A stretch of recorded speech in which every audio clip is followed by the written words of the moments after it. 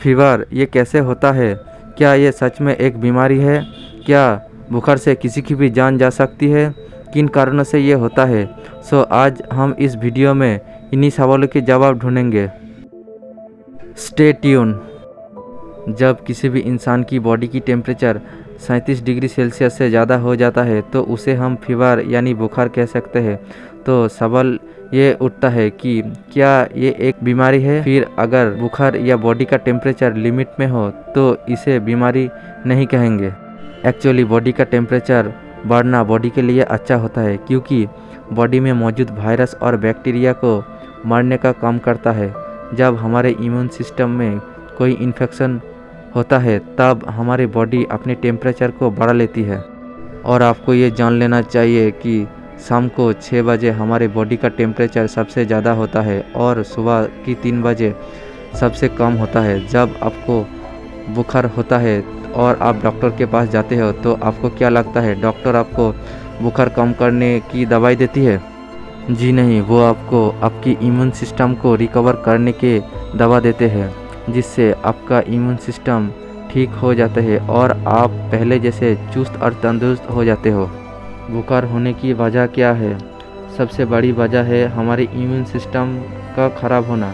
इसके अलावा strep throat, flu, chicken pox और न्यूमोनिया से भी बुखार हो जाता है। रिमोटॉइड आर्थराइटिस यानी जोड़ों में सूजन और दर्द के वजह से भी कभी कभी बुखार आ सकता है। किसी दवा की गलत रिएक्शन से भी इसका कारण है। ज़्यादा देर तक धूप में रहने से और गर्मी के लगने से, यानी जिसे लू लगना कहता है, लू लगने से भी बुखार आ सकता है। अगर आपका काम धूप में रहकर करना है तो आप समय समय पर पानी ज़रूर पिए, यानी शरीर डिहाइड्रेशन नहीं होनी चाहिए। शराब पीने से भी बुखार आ सकता है। आप कुछ लोग कहेंगे कि ये कैसे हो सकता है, लेकिन हाँ, ये हो सकता है। जब आप शराब पीते हो तो आपके बॉडी से पसीना आने लगता है। अगर वो पसीना ना आए तो बुखार आने की पूरी संभावना है। और सबसे बड़ी बात तो ये है कि क्या कोई इंसान बुखार से मर सकता है? तो इसका आंसर है यस। अगर किसी इंसान की बॉडी का टेम्परेचर 14 दिनों से 106 डिग्री फ़ारेनहाइट से ज़्यादा हो तो उसे सीरियस इलाज का ज़रूरत है, वरना वो किसी भी समय मर सकता है।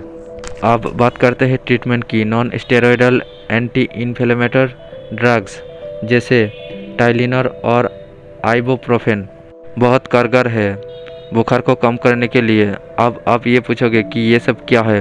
भाई, ये कुछ नहीं, बस दवाई का नाम है। अगर बुखार बैक्टीरिया से हुआ तो डॉक्टर एंटीबायोटिक रिकमेंड करते हैं, और अगर वायरस से हुआ तो डॉक्टर एनसेक्स यानी टाइलेनोन और आइबुप्रोफेन रिकमेंड करते हैं। वायरस से होने वाली बुखार में एंटीबायोटिक काम नहीं आएगा। और आपको जान लेना चाहिए कि हमारे शरीर में 2 टाइप का इन्फेक्शंस बीमारी होते हैं, बैक्टीरियल इन्फेक्शंस और वायरल इन्फेक्शंस। बैक्टीरियल इन्फेक्शन जैसे strep throat, ear infection, urinary tract infection et cetera. और दूसरी तरफ वायरल इन्फेक्शन जैसे common cold, influenza, chicken pox, HIV, AIDS और नया नोवेल कोविड-19। बैक्टीरिया इन्फेक्शन से होने वाली बीमारी, उसके लिए क्योर साइंटिस्ट ने निकाल लिए। लगभग हर तरह के बैक्टीरिया से हुए बीमारी को हम लोग ठीक कर सकते हैं।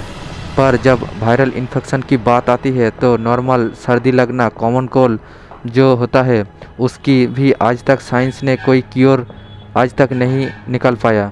वायरल इन्फेक्शन का कोई क्योर नहीं होता है।